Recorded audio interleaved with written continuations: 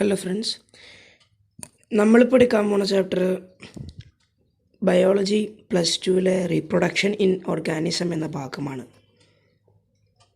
അതിലെ important points and എക്സാമിന് വരുന്ന ക്വസ്റ്റ്യൻസിനെ കുറിച്ചാണ് നമ്മൾ ഈ സെക്ഷനിൽ ഡിസ്കസ് ചെയ്യുന്നത്.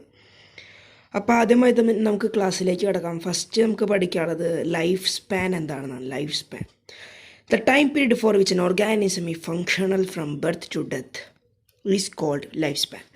ഒരു ജീവി അതിൻ്റെ കാലഘട്ടം എന്ന് വെച്ച് കഴിഞ്ഞാൽ ബർത്ത് മുതൽ ഒരു നാച്ചുറൽ ഡെത്ത് വരെ, അത് ആക്സിഡൻ്റ് ഡെത്ത് അതൊന്നും നമ്മൾ നോക്കില്ല, നാച്ചുറൽ ഡെത്ത് വരെ ആ കാലഘട്ടത്തെയാണ് നമ്മൾ എന്ത് വിളിക്കുക, ലൈഫ് സ്പാൻ എന്ന് വിളിക്കുക. ഈ ലൈഫ് സ്പാനിൽ ഈ ഓർഗാനിസം ഗ്രോ ചെയ്യും, ഡെവലപ്പ് ചെയ്യും, ആൻഡ് അറ്റൈൻസ് മെച്യൂരിറ്റി അറ്റൈൻ ചെയ്യുകയും ചെയ്യും. അതുപോലെ തന്നെ ഒരു ന്യൂ സ്പീഷീസ് അഥവാ ന്യൂ ഇൻഡിവിജ്വലിനെ ഉണ്ടാക്കും. അതിൻ്റെ ആ പ്രോസസ്സിനെ വിളിക്കുന്ന പേരാണ് എന്ത്, നമുക്ക് എല്ലാവർക്കും അറിയാം, reproduction. The process of making new individuals is called reproduction. അടുത്ത് എന്താണ് റീപ്രൊഡക്ഷൻ? റീപ്രൊഡക്ഷൻ്റെ പോയിൻറ്റ്സ് ആൻഡ് റീപ്രൊഡക്ഷൻ രണ്ടായിട്ട് തിരിച്ചിട്ടുണ്ട്. Sexual reproduction, sexual reproduction. അത് റീപ്രൊഡക്ഷൻ നമുക്ക് പറയാം. റീപ്രൊഡക്ഷൻ എന്നാണ് it is involves passing the genetic materials to the next generation. ഒരു നമ്മുടെ കയ്യിലുള്ള ഒരു DNA അഥവാ ജനറ്റിക് മെറ്റീരിയൽ അടുത്ത ജനറേഷന് കൊടുക്കുക. And ensures continuation of species. ആ പോയിൻ്റ് ആണ് എന്ത്, എൻഷ്യൂർസ് കണ്ടിന്യൂവേഷൻ ഓഫ് സ്പീഷീസ്. ഇനി അടുത്ത് റീപ്രൊഡക്ഷൻ രണ്ടായിട്ട് തിരിച്ചേണ്ടത് നേരത്തെ പറഞ്ഞു. ഒന്നാമത്തെ സെക്ഷൽ റീപ്രൊഡക്ഷൻ, രണ്ടാമത്തെ sexual reproduction. Sexual reproduction only in the simple organization, example fungi, algae and few invertebrates. Invertebrates എന്ന് വെച്ചാൽ എന്താ, നട്ടലില്ലാത്ത ജീവികൾ. അവയ്ക്കൊക്കെയാണ് എന്തുണ്ടാവുക, ഒരു സെക്ഷൽ റീപ്രൊഡക്ഷൻ ഉണ്ടാവുക. അത് 3 തരത്തിലുണ്ട് സെക്ഷൽ റീപ്രൊഡക്ഷൻ. അതിൻ്റെ ക്യാരക്ടറിസ്റ്റിക് അഥവാ അതിൻ്റെ പ്രോപ്പർട്ടീസാണ് പറയുന്നത്. Involvement of only one parent, ഒരു പാരൻറ്റ് മാത്രമായിരിക്കും. സെക്ഷനിലാണെങ്കിൽ എന്താ, 2 പാരൻസ് ഉണ്ടാവില്ലോ, ഇത് ഒരു പാരൻസ് മാത്രമായിരിക്കും. ഒരു പാരൻ്റ് ആയതുകൊണ്ട് ഒരു ഗെമേറ്റ് ഉണ്ടാവുള്ളൂ. ഫീമെയിൽ ആണെങ്കിൽ ഫീമെയിൽ ഗെമേറ്റ്, മെയിലാണെങ്കിൽ മെയിൽ ഗെമേറ്റ്. ഇതിലാണെങ്കിൽ അങ്ങനെ ഫീമെയിലും മെയിലൊന്നുമില്ല, എല്ലാം ഒരാൾ തന്നെയാണ്. അതുകൊണ്ട് തന്നെ ഫ്യൂഷൻ ഓഫ് ഗെമൈറ്റ്സ് ഉണ്ടാകുന്നില്ല. ഒരു പാരൻ്റ് ആയതുകൊണ്ട് മാത്രം എന്തുണ്ടാകുന്നു, ഐഡൻറ്റിക്കൽ ആയിട്ടുള്ള ഇൻഡിവിജ്വൽസ് ഉണ്ടാകുന്നു. And identical to parents and identical to individuals. Individuals തമ്മിലും അല്ലെങ്കിൽ ഓഫ് സ്പ്രിങ്സ് തമ്മിലും ഐഡൻറ്റിക്കൽ ആയിരിക്കും.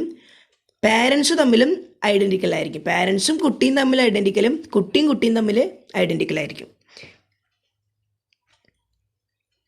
അടുത്ത genetically and morphologically identical offsprings produced by a parent through asexual reproduction are refers to as clones. അതൊരു important പോയിൻ്റാണ്. Clones എന്ന് വെച്ചാൽ എന്താണ്, അത് നിരന്തരമായിട്ട് ക്വസ്റ്റ്യൻ പേപ്പറിൽ കാണാനുള്ളതാണ്. ക്ലോൺസ് എന്താണെന്ന്. ക്ലോൺസ് എന്താണെന്ന് വെച്ചാൽ it is a genetically and morphologically identical offsprings. ജനറ്റിക്കലായിട്ട് മോർഫോളജിക്കലായിട്ടും ഐഡൻറ്റിക്കലായിട്ടുള്ള ഓഫ് സ്പ്രിങ്സിനെ വിളിക്കുന്ന പേരാണ് എന്ത്, ക്ലോൺസ്. ക്ലോൺസ് എന്ന് പറഞ്ഞാൽ നമ്മൾ കമ്പ്യൂട്ടറിലൊക്കെ പഠിച്ചിട്ടുണ്ട്. ക്ലോൺസ് എന്നുണ്ടെങ്കിൽ കോപ്പി ചെയ്യുക, ഒരു ഓർഗാനിസത്തിന് വേറൊരു ഓർഗാനിസത്തിൽ കോപ്പി ചെയ്യാം. അതെങ്ങനെയായിരിക്കണമെന്നാണ് ഇവിടുത്തെ ക്ലോൺസിൽ പറയുന്നത്. It is a genetically and morphologically identical of springs ആയിരിക്കും. അടുത്ത് അസെക്ഷൽ കഴിഞ്ഞു, അടുത്ത് സെക്ഷൽ റീപ്രൊഡക്ഷൻ. സെക്ഷൽ റീപ്രൊഡക്ഷനിൽ പഠിക്കാനുള്ള എന്താണെന്ന് വെച്ച് കഴിഞ്ഞാൽ fusion of male and female gametes. This involves fusion of male and female gametes. ഇനി നമ്മൾ 2 പോയിൻ്റാക്കി പഠിക്കണം. First asexual reproduction, protistan and moneran. Protistan, moneran എന്നീ 2 ഡിഫറെൻറ്റ് സ്പീഷീസുകളുടെ അസെക്ഷൽ റീപ്രൊഡക്ഷനും പിന്നെ ഫംഗി ആൻഡ് സിമ്പിൾ പ്ലാന്റ്സ് അതിൻ്റെ അസെക്ഷൽ റീപ്രൊഡക്ഷൻ സ്ട്രക്ചേഴ്സുമാണ് നമ്മൾ പഠിക്കുന്നത്. ആദ്യം നമുക്ക് പ്രൊട്ടിസ്റ്റൻ ആൻഡ് മൊണേറൻസിലെ അസെക്ഷൽ റീപ്രൊഡക്ഷനെ കുറിച്ച് പഠിക്കാം. ഒന്നാമത്തത്, അതിൽ 4 തരത്തിലുള്ള അസെക്ഷൽ റീപ്രൊഡക്ഷൻ മെത്തേഡ്സ് ഉണ്ട്. ഒന്നാമത്തെ ഫിഷൻ, രണ്ടാമത്തെ ബൈനറി ഫിഷൻ, മൂന്നാമത്തെ മൾട്ടിപ്പിൾ ഫിഷൻ, നാലാമത്തെ ബഡ്ഡിങ്. ഫിഷൻ എന്തെന്ന് വെച്ചാൽ ഒരു പാരൻ്റ് മൈറ്റോസിസ് വഴി ഒന്നിലധികം കോപ്പീസ് ഉണ്ടാക്കുന്നു, DNA-കളുടെ ഒന്നിലധികം കോപ്പീസ് ഉണ്ടാക്കുന്നു. ഈ DNA undergoes cytokinesis, cytoplasmic division നടന്ന് 2 അതിലധികമോ ഡോട്ടർ സെൽസിനെ ഉണ്ടാക്കുന്നതിനെയാണ് ഫിഷൻ എന്ന് പറയുന്നത്. ഫിഷൻ എന്താണെന്ന് വെച്ച് കഴിഞ്ഞാൽ പാരന്റ് സെൽസ് DNA-കളുടെ മൈറ്റോസിസ് വഴി കോപ്പീസ് ഉണ്ടാക്കും. എന്തിൻ്റെയാണ്? DNA-യുടെ. ഇത് സൈറ്റോകൈനസിസ് നടന്ന് രണ്ടിലധികം ഡോട്ടർ സെൽസിനെ ഉണ്ടാക്കുന്നു. അതിനാണ് ഫിഷൻ എന്ന് പറയുന്നത്. രണ്ടാമത്തെ ബൈനറി ഫിഷൻ. ബൈനറി ഫിഷൻ എന്ന് വെച്ച് കഴിഞ്ഞാൽ ഒരു പാരന്റ് സെൽ അത് ഡിവൈഡ് ചെയ്ത് ഈക്വൽ ഹാഫ്സ് ആയിട്ട് ഡിവൈഡ് ചെയ്ത് ആ 2 ഹാഫ്സും 1, 2 അതിൽ ഒന്നാമത്തെ ഒരു ഇൻഡിവിജ്വൽ ഉണ്ടാക്കുന്നു, രണ്ടാമത്തെ ഹാഫ് വേറൊരു ഇൻഡിവിജ്വൽ ഉണ്ടാക്കുന്നു. അതിൻ്റെ എക്സാമ്പിളാണ് ബാക്ടീരിയ ആൻഡ് അമീബ. ബൈനറി ഫിഷൻ്റെ എക്സാമ്പിൾ എന്തൊക്കെയാണ്? ബാക്ടീരിയയും അമീബയും. ഇനി അടുത്ത് മൾട്ടിപ്പിൾ ഫിഷൻ. മൾട്ടിപ്പിൾ ഫിഷനിൽ എന്താണെന്ന് വെച്ച് കഴിഞ്ഞാൽ ഈ പാരൻസ് അല്ലേ DNA-കളുടെ കൂടുതൽ കോപ്പീസ് ഉണ്ടാക്കുന്നു, മൾട്ടിപ്പിൾ കോപ്പീസ് ഉണ്ടാക്കുന്നു. എന്നിട്ട് ഈ മൾട്ടിപ്പിൾ കോപ്പീസൊക്കെ എന്തായി മാറുകയാണ്? ഒരു ഡോട്ടർ സെല്ലായി മാറുകയാണ്. അതിലെ ഇമ്പോർട്ടൻറ്റ് പോയിന്റ് എന്താണെന്ന് വെച്ച് കഴിഞ്ഞാൽ ഇൻ അൺഫേവറബിൾ കണ്ടീഷൻ. ഒരു അണ്ടർ അൺഫേവറബിൾ കണ്ടീഷനിൽ പാരന്റ് സെൽസ് അല്ലെങ്കിൽ 2 കോപ്പീസാണ് ആകെ ഉണ്ടാക്കാൻ പറ്റും മൈറ്റോസിസ് വഴി.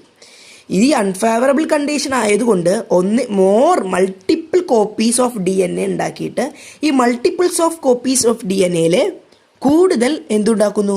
ഡോട്ടർ സെൽസ് ഉണ്ടാക്കുന്നു. ഇതിനെയാണ് മൾട്ടിപ്പിൾ ഫിഷൻ എന്ന് പറയുന്നത്. ഇതിൻ്റെ എക്സാമ്പിൾ അമീബ എന്നാണ്. അമീബ. ഇനി അടുത്ത് ബഡ്ഡിങ്. 4ാമത്തെ ഒരു മെത്തേഡാണ് ബഡ്ഡിങ്.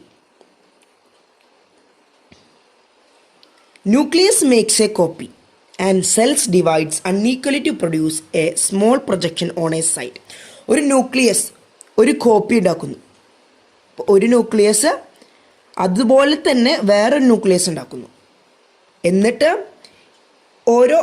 ഈ ഒരു ബഡ് എന്നുള്ള പ്രൊജക്ഷൻ, സ്മോൾ പ്രൊജക്ഷൻ, ബഡ് ഒരു പ്രൊജക്ഷൻ ഉണ്ടാവും ഈ ന്യൂക്ലിയസിൻ്റെ അവിടെ. ഇത് നീങ്ങി എവിടേക്ക് എത്തുന്നു? ഒരു സെപ്പറേറ്റ് ആയി മാറുന്നത്. ഈ ന്യൂക്ലിയസിൻ്റെ മേലെ ഒരു ചെറുതായിട്ടൊരു സ്മോൾ പ്രൊജക്ഷൻ ഉണ്ട്, അതിൻ്റെ പേര് ബഡ് എന്നാണ്. ഈ ബഡ് എന്തുണ്ടാവണമെന്ന് വെച്ച് കഴിഞ്ഞാൽ ഈ ബഡ് ഈ ന്യൂക്ലിയസിനായിട്ട് നീങ്ങിയിട്ട് എന്തുണ്ടാകുന്നു? അത് തമ്മിൽ സെപ്പറേറ്റ് ചെയ്യുന്നു. ബഡും ന്യൂക്ലിയസും തമ്മിൽ സെപ്പറേഷൻ ഉണ്ടാകുന്നു. ഈ സെപ്പറേറ്റ് ചെയ്ത ആ ബഡ് ഒരു ന്യൂ ഈസ്റ്റ് ആയിട്ട് പ്രൊഡ്യൂസ് ചെയ്യുന്നു. ഈസ്റ്റ് സെല്ലായിട്ട് വരികയാണ് ചെയ്യുന്നത്. ഇതിനാണ് ബഡ്ഡിങ് എന്ന് പറയുക. ഇതിൻ്റെ എക്സാമ്പിൾ ഈസ്റ്റ് തന്നെയാണ്. അപ്പോൾ സെക്ഷൽ റീപ്രൊഡക്ഷൻ പ്രൊട്ടിസ്റ്റൻ ആൻഡ് മൊണേറൻസിൽ 4 ആണുള്ളത്. Fission, binary fission, multiple fission, budding. ഇനി അടുത്തത് asexual reproduction structures in fungi and simple plants. അതിൽ 4 പോയിന്റ്സ് തന്നെയാണ് അതിലുമുള്ളത്. ഒന്നാമത്തെ സൂസ്പോസ്, രണ്ടാമത്തെ കൊണീഡിയ, 4ാമത്തെ ബഡ്സ്, 3ാമത്തെ ബഡ്സ്, 4ാമത്തെ ജെമ്യൂൾസ്. അപ്പോൾ സൂസ്പോസ് നമുക്ക് ഇത് കൂടുതൽ ഇലാബറേറ്റ് ആയിട്ട് പഠിക്കേണ്ടത്, നമുക്ക് സ്മോൾ പോയിന്റ്സ് ആക്കി പഠിക്കാം. സൂസ്പോസ് ആർ ഫ്ലജെല്ലേറ്റഡ്. ഫ്ലജെല്ലേറ്റഡ് എന്ന് വെച്ച് കഴിഞ്ഞാൽ അവർക്ക് മൂവ് ചെയ്യാൻ സാധിക്കും, മൊട്ടായിലാണ് അവർ. ഈ സൂസ്പോർസ് ഉണ്ടാകുന്നത് ഒരു പാരൻ്റിൽ നിന്നാവുമല്ലോ സൂസ്പോർസ് ഉണ്ടാവുക. ഈ പാരൻറ്റിൻ്റെ പേരാണ് സൂസ്പൊറാഞ്ചിയ. ഈ പാരന്റ് സെൽ ഡിവൈഡ് ചെയ്ത് കുറേ ഡോട്ടർ സെൽസിനെ ഉണ്ടാക്കുന്നു. ഈ ഡോട്ടർ ന്യൂക്ലിയ ഒക്കെ ചേർന്ന് ഒരു സെൽ മെംബ്രെയിൻ ഫോം ചെയ്യുന്നു.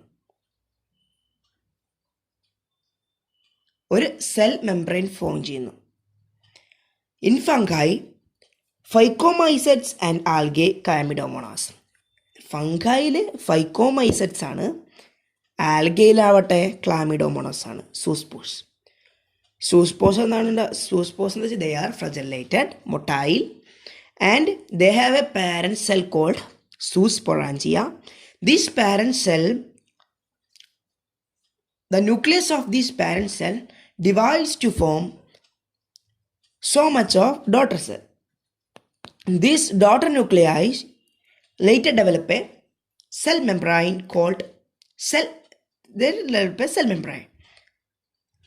ഇതിൻ്റെ എക്സാമ്പിൾസ് ഫംഗയിലാവട്ടെ ഫൈക്കോമൈസെറ്റ്സും ആൽഗയിലാവട്ടെ ക്ലാമിഡോമോണാസും.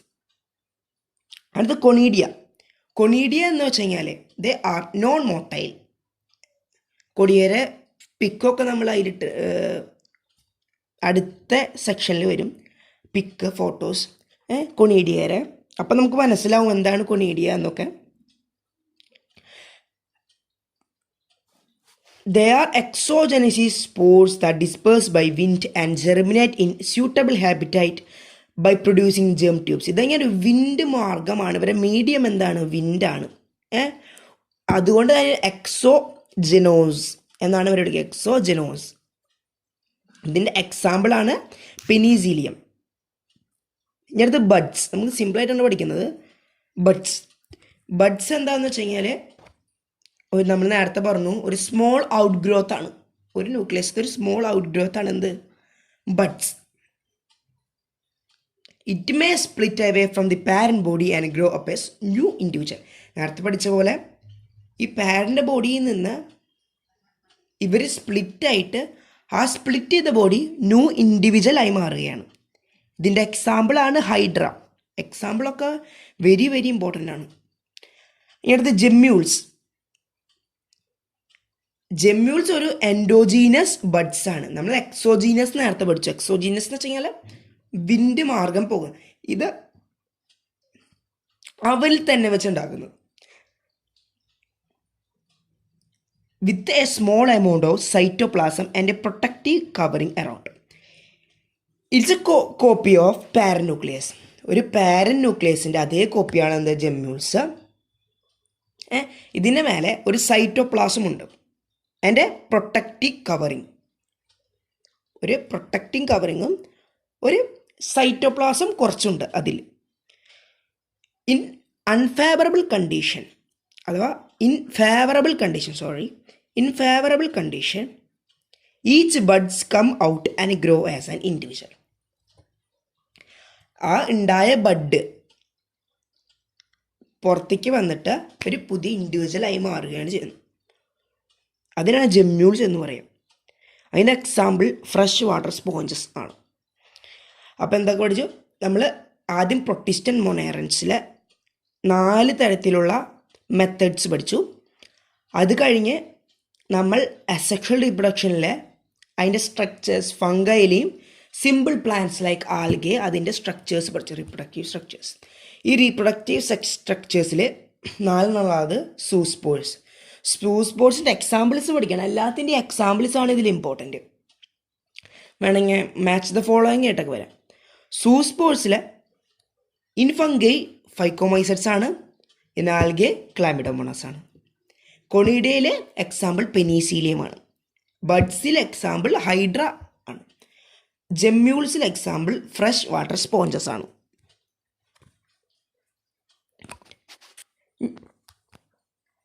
ഇനി അടുത്തത് sexual reproduction generally involves 2 prospective parents, gamete formation by meiosis, fusion of gametes, genetic and morphological variation of offsprings from the parents. നമുക്ക് 4 പോയിന്റാണ് പഠിക്കാനുള്ളത്. 2 prospective parents, സെക്ഷൽ റീപ്രൊഡക്ഷൻ ആണ് ഇനി പറയാനുള്ളത്. സെക്ഷൽ അത് വെച്ച് നിർത്തി. അസെക്ഷൽ നമ്മൾ കുറേ കാര്യങ്ങൾ പറഞ്ഞു. അങ്ങനെ സെക്ഷലിൽ ആദ്യം പഠിക്കേണ്ട ഒരു 4 പോയിന്റാണ്. അത് ഞാൻ തന്നിട്ടുണ്ട്. 2 prospective parents, sexual person properties. 2 parents. Gamete formation by meiosis വഴിയാണ് ഗെമേറ്റ് ഫോർമേഷൻ ഉണ്ടാകുക.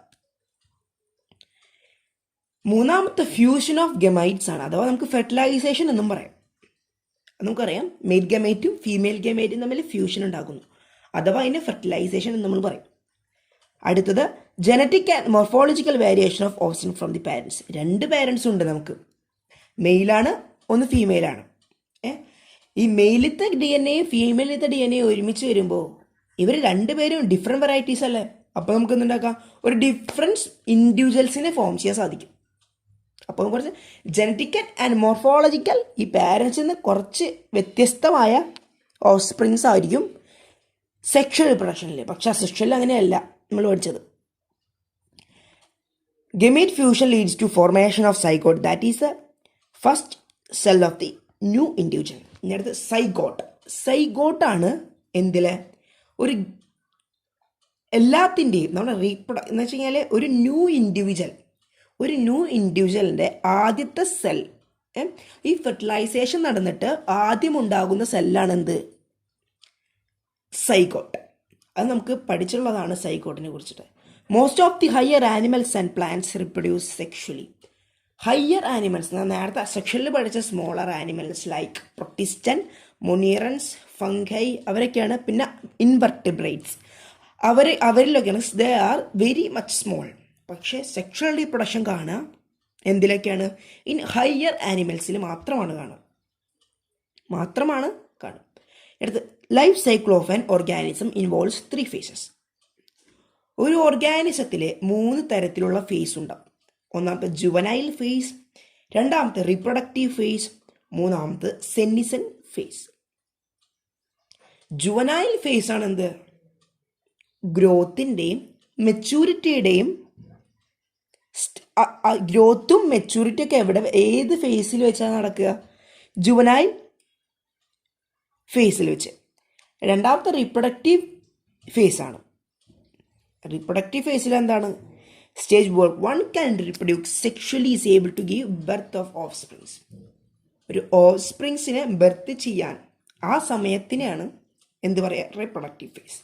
സെന്നിസൻ ഫേസ് എന്ന് വെച്ച് കഴിഞ്ഞാൽ നമ്മുടെ റീപ്രൊഡക്ഷൻ്റെ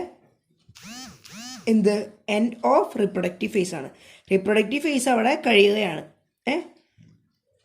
അതോ നമുക്കിനി ഓൾഡ് ഏജ് എന്ന് പറയാം. ജുവനൈൽ ഫേസിൽ റീപ്രൊഡക്റ്റീവ് ഫേസ് തുടങ്ങിയിട്ടില്ല, ബിഫോറാണ്.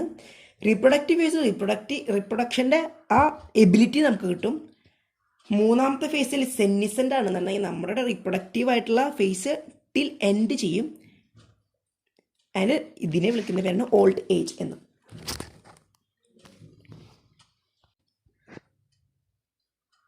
സെക്കൻഡ് പാർട്ട് കണ്ടതിന് ശേഷം, സെക്കൻഡ് പാർട്ടോടുകൂടി നമ്മുടെ ഈ പാഠം അവസാനിക്കുന്നതാണ്. ഇതും കണ്ടതിന് ശേഷം നമുക്ക് അടുത്ത പാഠത്തിലേക്ക് കിടക്കാം.